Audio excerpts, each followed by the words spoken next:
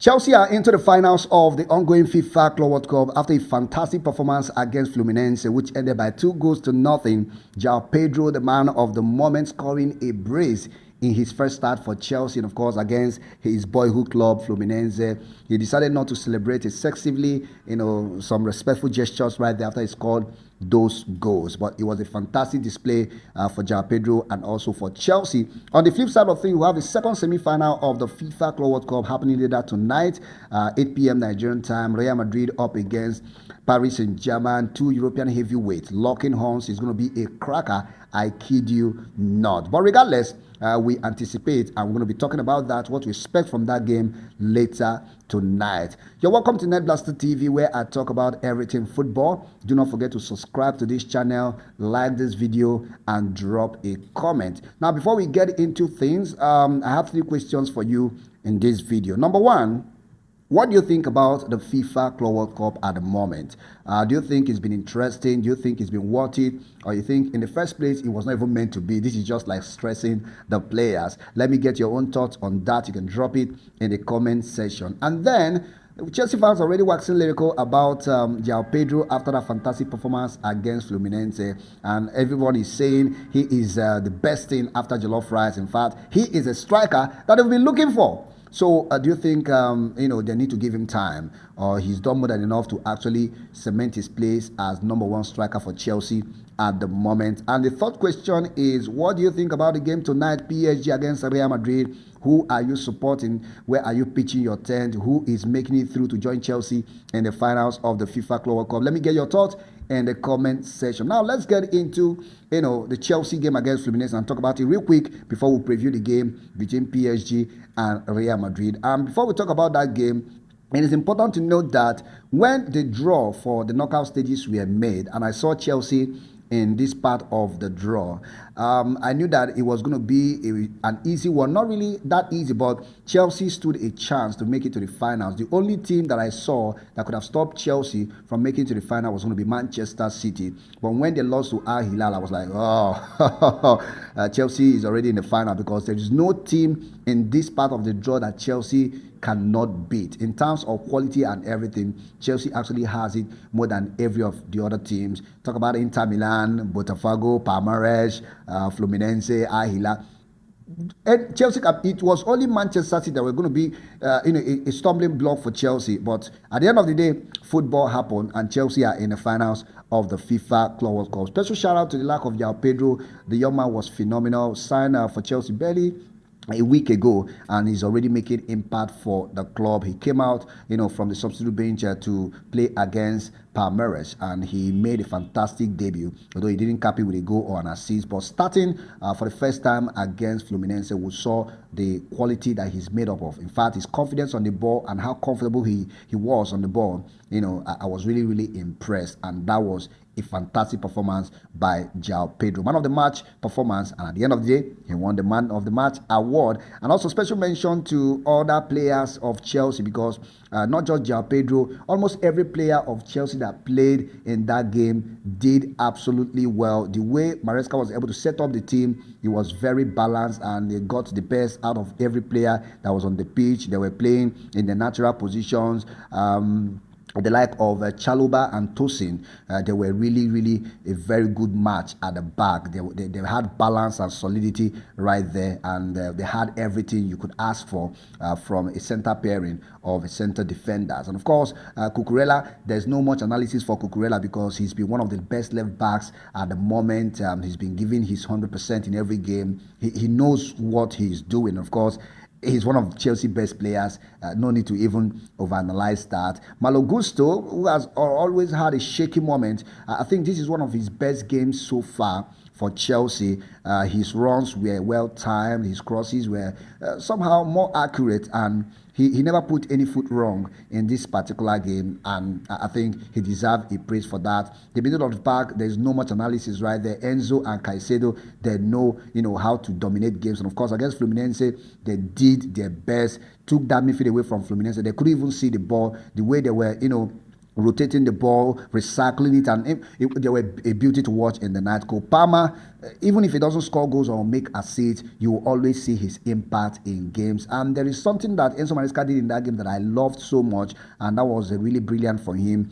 He knew that Fluminense were going to be packing the box. They're going to be compact at the back, and if you put Pedro Neto on the right and put Nkunku on the left, you need them to dribble and get into the 18-yard box to actually cause something to happen. But he noticed that, and what did he do? He switched both of them so that it would be easier for them to just cross in the ball and destabilize the defensive lineup of Fluminense. And that was where the first goal came from. When Pedro Neto did all those his dances from the left side, he was able to swing in the ball into the 18-yard box, and it was from a badly defense of Fluminense that contributed to that ball falling to Joao Pedro, which is smashed into the back of the net. So kudos to Enzo Maresca and to every other player that actually played in that game. They deserve the win. And yes, Chelsea are in the final, as I said earlier on, and right now they've also made a whole lot of money.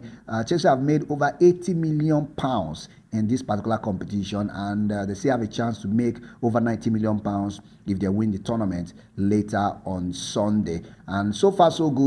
I think anybody that Chelsea faces between Paris Saint-Germain and Real Madrid in the final is going to be the toughest test so far in this competition. This is me not trying to discredit what other teams have done, but Chelsea have not really faced any test like PSG and Real Madrid. But as I do say, anyone that makes it to the last four or to the finals of any tournament, be it the favorite or maybe the underdog, you stand a chance to win the competition. For the fact that you are in the final, anything can happen. We've seen loads of finals that have caused upset. So right now, Chelsea are in the finals and they stand a chance to win the tournament. So let's leave Chelsea right now and let's move over to the second semi-final game built for tonight between Paris Saint-Germain and Real Madrid. It's promised to be a cracker, two heavyweights of European football, and of course we know that PSG are the defending champion, the current holders of the UEFA Champions League. They've been one of the best teams, if not the best teams in Europe at the moment. Every team dreads playing them. In fact, the way they are set up, the way they play their game,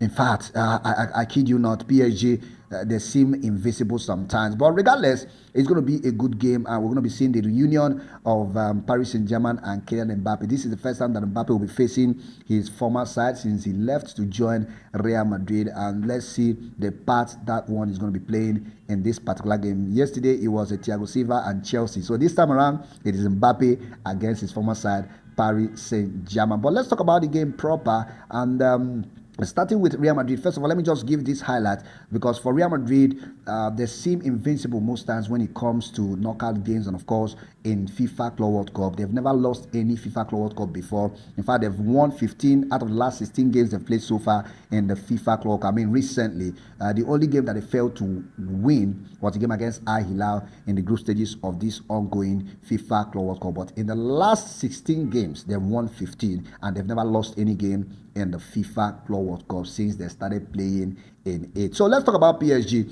For PSG in this competition, they've been so fantastic, no doubt. And the only blip they've had so far was the loss against Botafogo, which so many excuses. They rested some players, had some rotations in that game. So, but after that particular loss to Botafogo, for PSG, they've carried on from where they started at the start of the competition. They've won the next 3 games that they played, and not just winning the next 3 games that they played, they conceded no goals. So one thing about PSG is that they know how to score goals and they know how to defend. So the next 3 games that they played after Botafogo, they didn't concede any goal. And not just that, PSG cannot win you with less than 2 goals. For any match that PSG is winning, they must score up to 2 goals, and sometimes they hardly concede. And not just that, one sweet thing about PSG as well is that they are not a one-man team. They are not like a team that relies on a particular player to actually come clutch or do the needful. For PSG, they scatter their performance across players. And of course, they also scatter their goals across players. And that is why they've already had 9 different goal scorers so far in this particular competition. That's to show you the division of labor when it comes to scoring goals as it is. So far so good. PSG, I think they are in a very good place, and they're going to be giving Real Madrid a run for their money later on. Unfortunately, they are going to be without 2 of the key players, the like of William Pacho and, of course, Lucas Hernandez. They were sent off in the last game against Bayern Munich, and they've been given 2-match ban, which means even if Paris Saint-Germain makes it to the finals of the FIFA Club World Cup, they will not be having the services of William Pacho and of course Lucas Hernandez in that team. So we're expecting to see maybe Baraldo will be coming in place of Pacho to partner with Marquinhos in the middle of the park, not actually at the defense later in that game against Real Madrid. And for record purposes, this is going to be the 5th time that Real Madrid and PSG will be meeting in the knockout stages of competitions, and it is well balanced. Both of them have won twice respectively, although the last 2 have been won by Real Madrid, and the most recent was in the round of 16 of the UEFA Champions League in 2022, where Real Madrid defeated Paris Saint-Germain by 3-1. So aside that, both of them are balanced, 2-2 wins from the last 4 meetings in the knockout stages. Now let's switch attention now to Real Madrid and talk about them a little bit.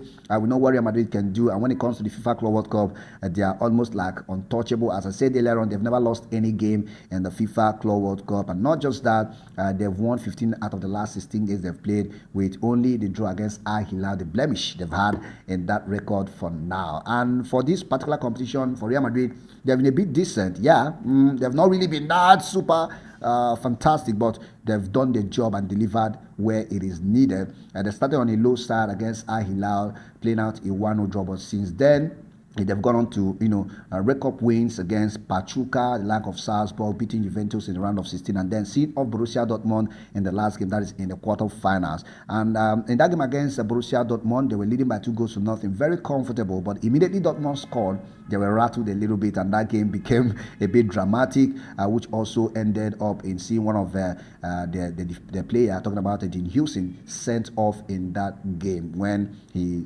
considered a penalty that Guirassy converted. So, and a very important information for Dean Houston, he's going to be missing just 1 game. So if Madrid were able to make it to the finals of the competition, Dean Houston will be available to play in the final. So I'll be expecting to see the lack of Asensio coming in to replace Dean Houston later tonight, and maybe seeing Xabi Alonso going back to the 4-man defense, because in every game that Asensio has played, it's always a 4-man defense, but any game that Houston plays, they are always going with the back 3.